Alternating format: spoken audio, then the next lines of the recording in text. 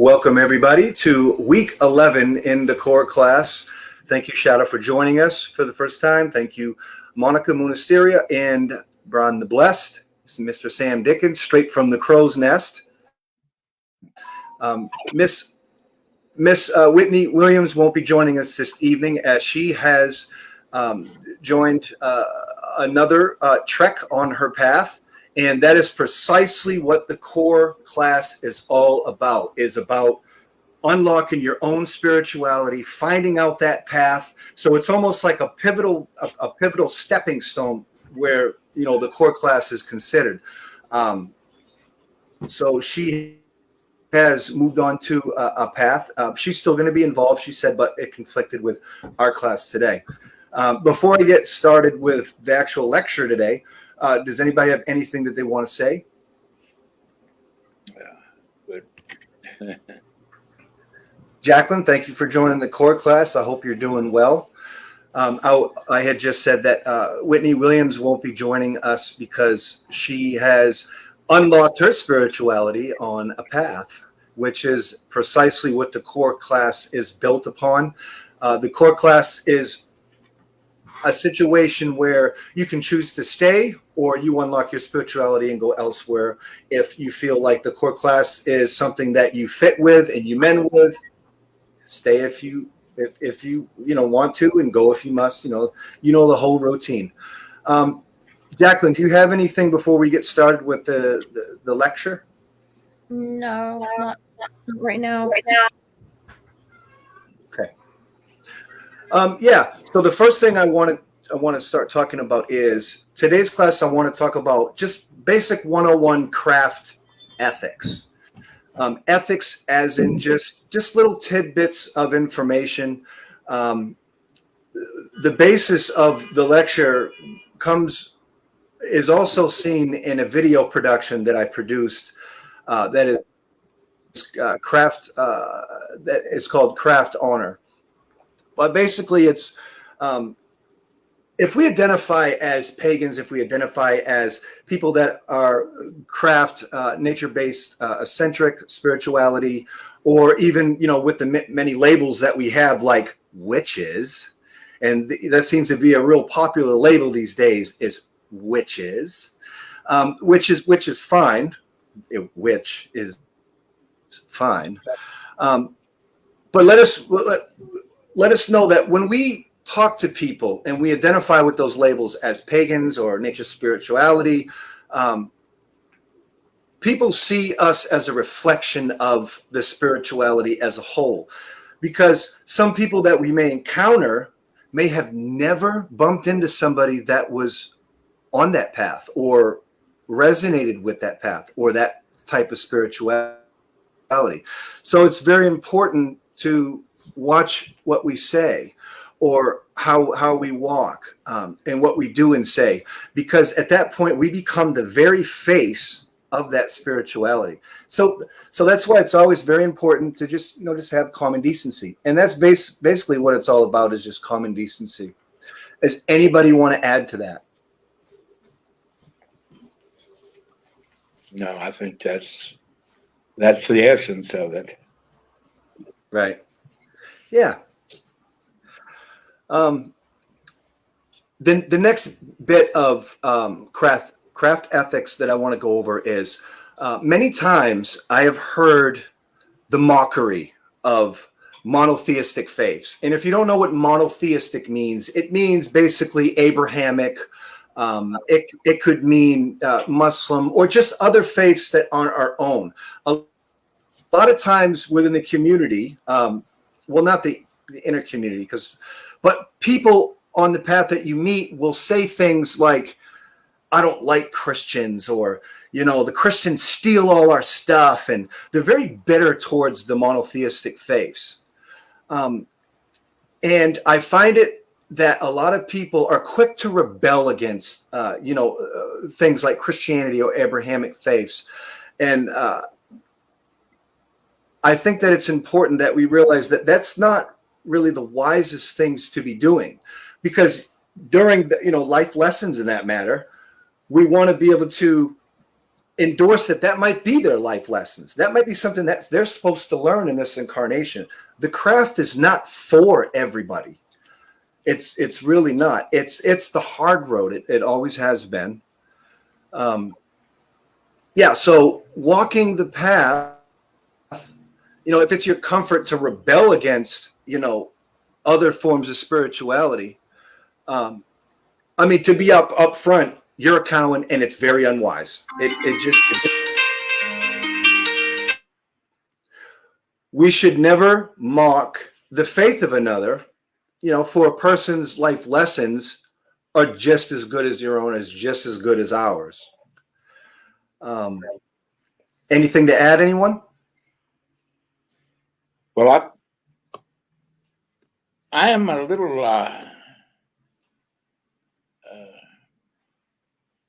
turned off by monotheism because of it is a faith that believes in one true God and rejects all other gods as false gods and demons. And that's by definition monotheism. It believes in one true God, and it is very exclusivist and rejects all other gods. So I would certainly not find it my path. Like you say, though, it is the path of other people. They have chosen it, or it's been chosen for them when they were children, and they have not found any reason to leave it. So that's good if they're on that path and want to continue on that path.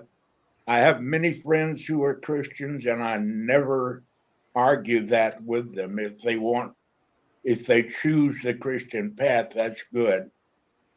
But I find the path personally repulsive, and I can't help that. But for other people to choose that path, yes.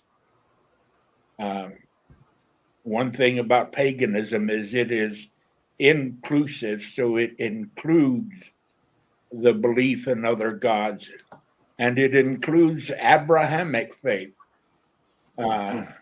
It's not pagan, but we accept other people choosing that path. That's all I would want to bring out. Thank you for that, Mr. Dickens. Anyone else?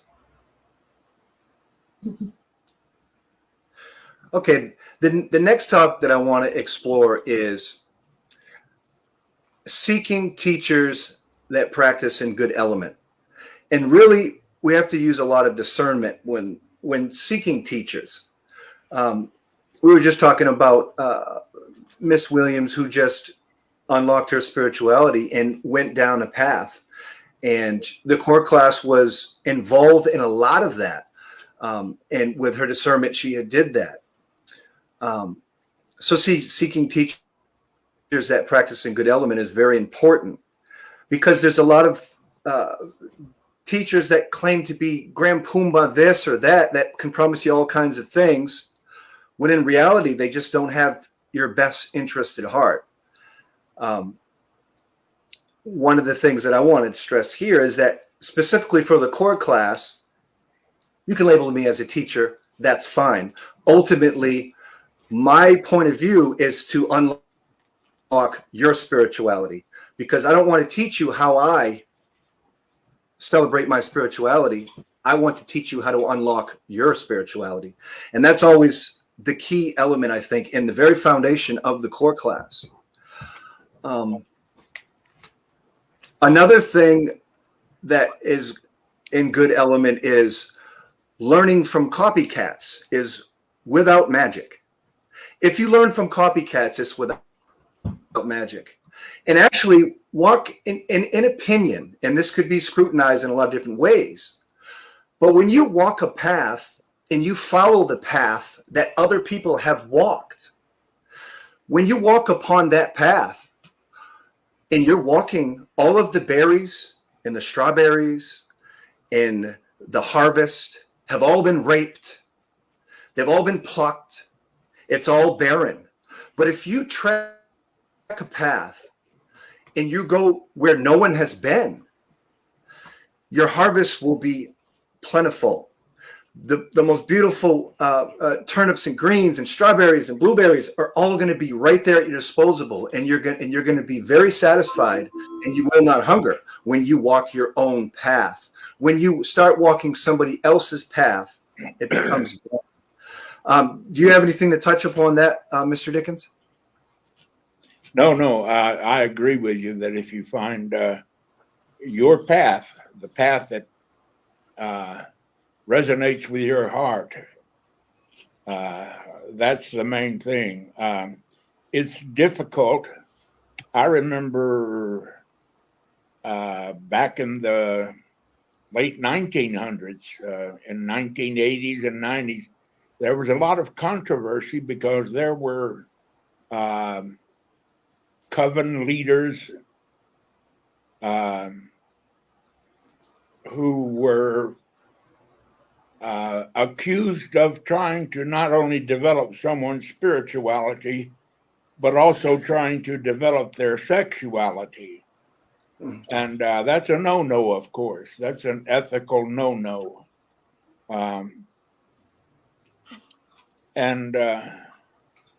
So there was some amount of controversy back then, and that augmented the emphasis on choosing a path. If you get into a group where the leader is ethical, and we tried to encourage ethics among our leaders, and we still do, because the leader of a group has a lot of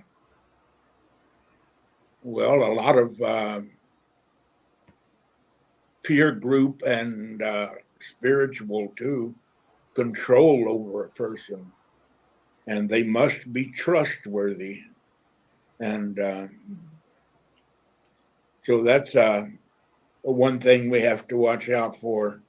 The leaders of the groups that we get into must be ethical. Right. I can't take that any further. Thank you, Mr. Dickens. Michelle, thank you so much for coming on the core class. We're going to get to you specifically and also to Shadow after we cover a little bit of ground with the lecture. Thanks so much for showing up. Okay, thank you for inviting me. Mm-hmm. And of course, when we're talking about craft ethics, we know that, and especially for pagans and just pagan ethics overall, we know that there's no form of bigotry in witchcraft. That the craft itself is all accepting, and with a reflection of nature. I mean, nature is nature. It's important that we draw upon most of what we learn from nature. Immutable truths can never be argued. Mother Nature will never lie to us, ever. It's impossible. So ultimately, when we're talking about teachers, the greatest teacher is Mother Nature. The greatest teacher is immutable truths. And that's why at the very inception of the core class, we were talking about the Hermetic principles, which we can go back into, and they're documented. So yeah, as far as the craft goes, people in the craft in the past have done some baneful things. It's in the history. You have the Irish, on the hilltops, sacrificing to the god Baal, human sacrifices, that is.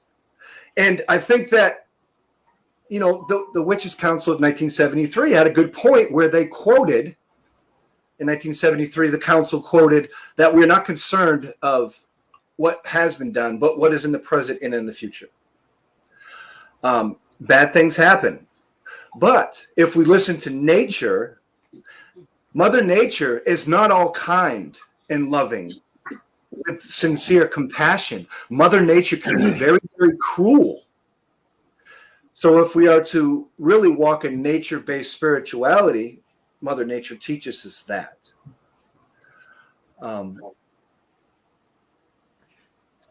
And we shouldn't, focus on, the baneful. We should focus on the present and the future. Anytime that we focus on the past, it reopens the wound. And it's just the Hermetic law of vibration it just spreads. In the same aspect where smiling or laughter is just so contagious. And it just works on so many different levels. How many of you yawn and then the person next to you yawn? You don't even know them. They're a stranger. How contagious is that? To me, that's a form of the law of vibration where it just becomes, contagious. Yeah. Mr. Dickens? I agree, especially about Mother Nature. She Right. is the best teacher, and she will be very ruthless in teaching you. Right. If you follow her as a teacher, you can learn the lessons that you need to learn, and there can sometimes be a price exacted at that. But you will learn the truth. You will learn what's not just people's ideas about the truth, but Mhm. you will learn the truth from nature. Mhm. I think Absolutely. And the winners of history write it. The winners of history are writing history. The losers of history, they don't have a voice anymore because they have been extinguished. And the craft is continually evolving, constantly. The craft is not the same as it was 20 years ago, even 30 years ago. There's a lot of groups in the craft who don't use the scourge anymore in their rituals. It becomes now it's become like a symbolic thing. The same thing with chalice and blade with the great rite. It becomes a symbolic thing. It's because of the changing, and change is good. We know that everything is in a perpetual state of motion. Everything is constantly changing.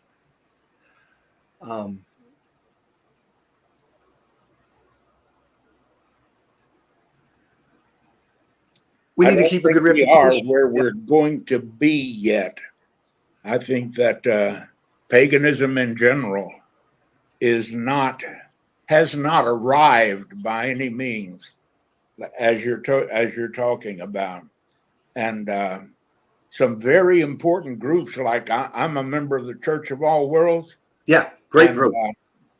Our founder is getting to he's in his 80s now. And the founder of Circle, she's in her 80s. And the founders of some of these original groups that were very important in their days, they're confronted now with who will take over when I'm gone, and where will this group go without my direction. And there are many groups that they may flounder, and in years ahead they may cease to exist, but they've made their imprint. Yes. They've done what they needed to do when they did exist. Yes. And that's important. But our destiny is unfolding. We are not there yet. Paganism is going somewhere. Yes, it is. And it is being directed by someone who will not die. I often refer to the goddess Earth by whatever name. Gaia is a common name in the Church of All Worlds. I call her Erda. There are many names for her, but they're all referring to the same spirit. And that spirit is directing us. I can feel her, and I suspect that all of us in this group are aware of that spirit directing our destiny. So we are heading somewhere, and we do not know where we're going to end up. But the spirit that is directing our course knows where they intend for us to be. Mm-hmm. That's my conviction. Mm-hmm. Mm-hmm. Very blessed to have you on the Quorum class, Mr. Dickens. On the path, we have to seek books and writings. We got to be hungry. Things like the core class. We need to stay hungry. Like seeking that knowledge has to be like somebody putting our head in the water and we're gasping for air and we can't breathe. That's how hungry I feel like we should be. And also to implement the notion of questioning all authority. That's a little keynote that was real popular in my early days, like 20 years ago, is to question all authority. And let's face it, authority hates knowledge. And knowledge is something that the wise ones of humanity are supposed to be seeking. And to be honest, every pagan is a seeker their entire life. That never goes away. So let us always question authority. I think that is a good state of mind to have. Collecting, writing in books, Yeah. If you know things and others, if you know things and other people want what you know and they come to you, share with them, give to them. It's definitely 100% traditional in the craft to avoid the proselytation like the monotheistic faiths.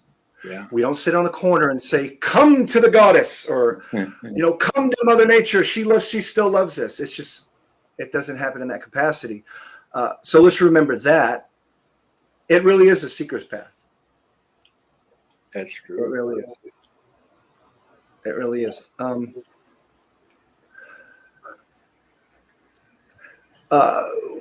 want to get to Shadow now, if it's okay. Originally, we put in place that we would have a 350-word essay on where have you been with the craft and where you want to go. And we decided that we would have that opportunity to do it verbally in the class itself. And basically, that's a way for one, we could get to know you, and we can help you along your path. Okay. And to see where you're coming from. And also, there's some folks that they're not as skilled with the pen or with writing as other folks. And there might even be people with literacy problems. And I don't want to shun those people away, or maybe they just do better verbally than they do writing, or there's all kinds of different elements. So Shadow, where have you been in the craft? Well, when I first started at 16, I was lucky enough to find a lady that had a Romani gypsy background. So that's where I started. She was teaching me their ways. Mm-hmm. And then we just we went from there. We learned together. So,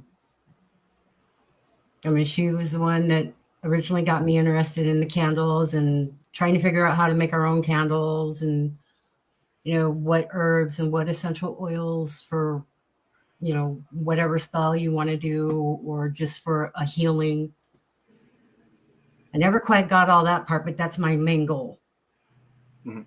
Is to understand the properties and which ones will mesh together and which ones won't. Mhm. Also, a real close friend of mine was in a trailer fire, and unfortunately, I witnessed that. So that kind of severed a connection that I'm trying to get past to get reconnected. And she was also, she was like my sister.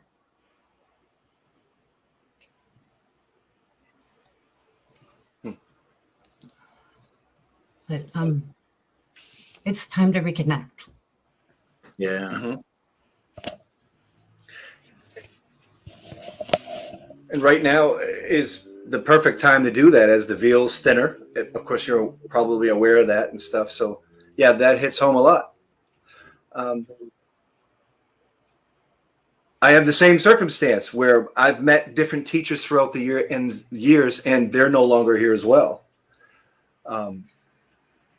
Same scenario, and yeah.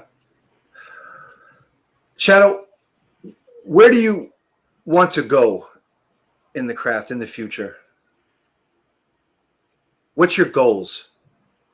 To be a healer and a teacher. A healer and a teacher. How are you going to be a healer and be a teacher? Well, first I got to heal myself, and then I can help heal others. Right. Yeah. Yep. Yeah. Absolutely. And we say it time and time again on the core classes, all of the magical traditions, schools of magic, or schools of occultisms, they all say the same thing: know thyself. Because once you start controlling your inner alchemy, the outside starts changing. Yep. Yeah.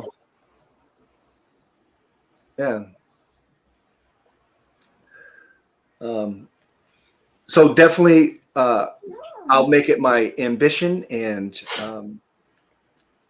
to try to help you along that path, so you can become that healer that you definitely have emotions towards, and those are the best kinds.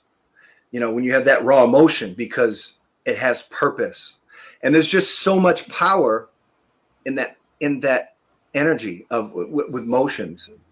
Putting with it. When you become emotional to something, you just have it's like a ballad. It becomes a ballad. It just becomes more powerful. Yeah. Sophia, do you? Oh yeah, go ahead, Mr. Dickens. I believe in spirits, and right there's my tray. I'm sorry, my nurse just come in here to help me. Oh, thank you a lot. You're welcome, sir. I believe in spirits, and I believe in the afterlife of a sort, some kind of afterlife. And I certainly believe that spirits reach back. And I believe that your spiritual sister that you spent so much time learning the craft with, I believe that she is reaching back to you and urging you to continue growing and learning, and that she really wants that for you. In my life, and I'm sure in everyone else's life here, we have seen and felt the actions of people we loved reaching back into our lives and directing us ahead. And I'm sure your sister, I call her your sister because you referred Yes. to her as such. I'm sure she is wanting you to advance and continue on to move ahead. That's what it's all about. Mhm. We move ahead, we learn, we grow, and we pass it on. Mhm. We pass it on to others. And Mhm. that's very important. That's life. That's a living organism. We grow, we pass it on. Continues. Most certainly. Sophia, do you have anything to say? Hello, folks. Hello. Hi. Um, I just wanted to say in response to the shadow talking about her path, that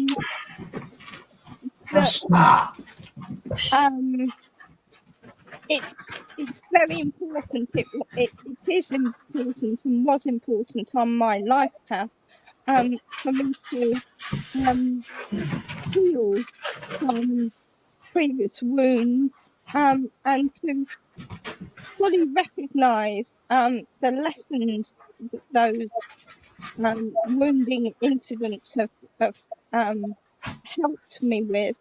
And I think that every single pagan, well, at least 95% of us, are here to, in service to others, which is a great life path. We're here to share and to help and guide. I always refer to the folks in this class as guides, because we do not insist upon our way being any other person's way. We are all unique facets of the deity, and we shine with our own light, and it is finding our own light, polishing that up, and being true to ourselves that really matters. Thank you for that, Sophia, coming from us from England across the pond. Thank you so kindly for that. She always has good words of wisdom for class. Yeah, we need each other. People who walk in nature-based spirituality and pagans and people who identify as Wiccans or witches, you call yourself whatever you want. If you are walking in nature-based spirituality, we definitely need each other. We don't need to be alone, and I know that, sometimes we have to fight for, our spirituality. And even historically, there's been a lot of fighting for our spirituality. And we should fight for our spirituality, but even other people if their spirituality and faith, even the ones that aren't our own, it's good if we fight for our own spirituality, but it's even greater if we fight for the ones that are not even our own spirituality. And I think that encompasses true wisdom. Ultimately, I feel from the bottom of my heart that we are supposed to be reflections of the wise people of humanity. And I feel like that kind of dissipated. It's dissipating in modern times where we're supposed to be the wise ones. And I think that was the original concept of, the spirituality that we walk, even though each individual, walks a different path. But there are umbrella terms, Yes. and concepts of it. So, yeah. We honor fighting for our spirituality, and to the ones that are not our own as well.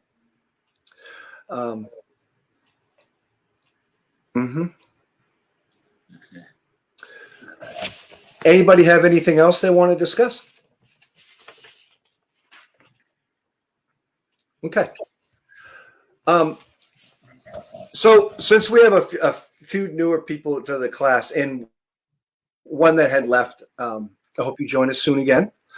I want to talk about it's a principle that comes out of the Golden Dawn. The Golden Dawn bestowed the principle on their outer courts, especially through Israel Regardie and some of his writings that were made public, which were never supposed to be public, but they were.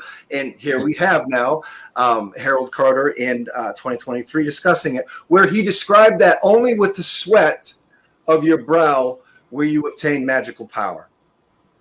Meaning only with hard work are you going to get your results. And I think that's a really good mantra. Don't even think about it, dog. I think that's a really good mantra. That you work hard. Really in any endeavor, you want to work hard because, kind of like the fruits of your labor stuff. But yeah, magical power isn't something you're just going to get overnight.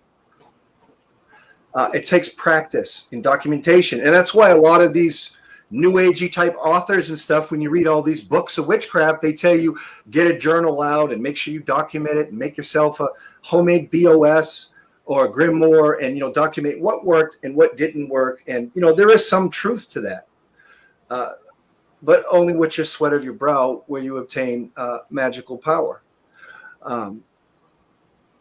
Whatever your weaknesses are, you want to ultimately strengthen that. But at the same time, exercising your strength. Let us fine-tune the gifts bestowed upon us from divinity or from the Lord and Lady. As we often quote divinity, the concept of the Lord and Lady is very English. It's very much from England, which is just a way to express divinity itself within the craft infrastructure, which is 100% acceptable. But there's many different ways to call something something. For an example, I may be Harold to a person at work. I may be Honeyboo to my significant other, or I might be called Harry from my uncle. There's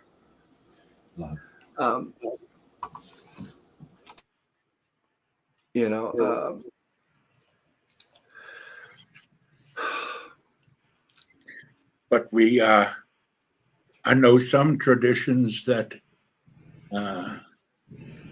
we refer to each other as Lord and Lady when we're in circle, because we want to respect the spirit of the person.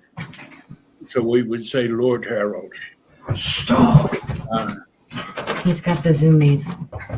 It can be very shallow and artificial sounding in some ways, but when we are showing respect to the spirit of the person when we are in service, when we are meeting in a coven. I'm not in a coven anymore right now. I know such tradition. I see you. Now chill out. And that's one thing I was wanting to say at the beginning, is that we need to respect our leaders Chill out, Bubba. and our elders. Go. We should respect them. We should rely on their teachings. But at the same time, we should question their authority. We should question what they tell us. We want to know that what their truth is also the truth. So it's fair. We expect to be questioned. We expect to have our teachings questioned by the student. The student must learn that truth for themselves. All we can do is be a guide for them to learn it. So, but while we may question someone's authority, we should, of course, always respect them while they're our teachers. Well, Monica, I would take that further, and I would say that we should respect other people until they give us a cause not to respect them. Yes. That's true. Respect their persons because we're all in this life. We should all understand it's not easy. If it were easy, anyone could do it. Absolutely, never disrespect until disrespected. Yes. And if we turn to Mother Nature herself, I mean, what does Mother Nature do? If there's a cub in the wild and somebody's preying upon, her children, her offspring, her people, she's going to show her teeth and she is going to die protecting those cubs. Yes. And she was fine, but she didn't disrespect anybody until she started getting disrespected. So I think it's just another thing where Mother Nature, teaches us, what we need. I mean, really, all we really need is what Mother Nature teaches. I feel like there's a lot of things. Yes. I was just going to throw in a thought. Oh, go ahead. Love to hear it. I was just going to say Mother Nature doesn't go to war very much, and savagely kill large populations. The only kind of war that Mother Nature does is like wildfires and such, and those are just natural calamities. But the desire to wipe out your own kind is pretty exclusive to mankind. Mm-hmm. We need to get over that. I'd consider that one of the goals of humanity. And to build on one of the goals of humanity, especially from a slant from nature-based spirituality and people that are involved in the craft, one thing that I feel has really been leaving the craft is the way that the community protects, adores, and looks after Mother Nature herself. What happened to save the whales? Not to get all hippie on you. I love the hippie culture. I love that culture. But what happened to saving the whales, picking up trash, and being environmentally friendly, and just the activism that was involved? When I remember growing up, studying the craft, that, in the 70s and 80s and 90s, it was all about that. It was all about environmental activism. And where it seems a lot of that has left. And I don't know if that's because of consumerist values or anything like that. But if I can start a fire with that, I think that would be a necessary component to my own path in spirituality, to try to start that fire. Yes. Because after all, are we not a nature-based spirituality? So yeah, Well, we got to. Yes. Harold, I would say that here in the UK, I don't actually know of their spirituality, but there is a growing youth-based, it spreads across all ages, ecological protest groups, from Just Stop Oil, which is trying to stop us opening new oil fields and to get us to use wind power, wave power, solar power, the natural powers, right through to Northern Ireland, which has a single reformed substance abuser out of prison who just one day decided to turn his life around. He's actually Buddhist, and he's the Phantom Planter, and he is inspiring thousands of people across the UK and over in America to guerrilla plant, which means you buy a fruit tree, and where there is common land, big enough to sustain that tree, you plant it and you take care of it. And that tree is a fruit tree, natural to the area, you know, a local fruit tree, Yeah. which will provide free food for people around it. So I've got a lot of enthusiasm at the moment, that the youngsters are enthusiastic about, and us older ones are getting involved as well, and it's just really taking off. So, you know, Wonderful. small sprouts, but it's growing. It's good. That's good. Sophia, yeah, please do send me some information about that group that you're talking about. I'd love to see if we could support their endeavors with a brand new platform that we're creating outside of the core class. That would be great. That would be great. Well, does anybody else have anything that they'd like to suggest with the core class? Shadow, if you're still there on the feed, if you have any questions or anything like that, I'm not sure if you're in the core class chat room or not. If you're not, let's get you added somehow. Are you in the chat room, Shadow? I'm on the introduction chat and the other one. Okay, we got to get you in the core class chat room if you haven't been there already. If you're not there already. She's on Witchcraft Teachings, the core, but not in the core class. So she needs to be in the core class group and chat to become fully involved. Right. So Shadow, if you could friend request somebody on the social media, and then once the friend request goes through, somebody will be able to add you. But you have to be friends with somebody to be added. It's just how the social media works. So please do that. I hope to see you back, Shadow. Thanks for showing up, and thank you for sharing your path with us, because it seemed like it might have been good for you. So thank you so much. It was up until that one point. Or at least, you know, you're not alone, and you don't have to be. And ultimately, I hope that the core class can help aid unlock that spirituality and get in touch with that fire that you had with your friend so many years ago. So yeah, the witch's mind is a positive place. Negative energy runs from the witch like shadows run from the sun.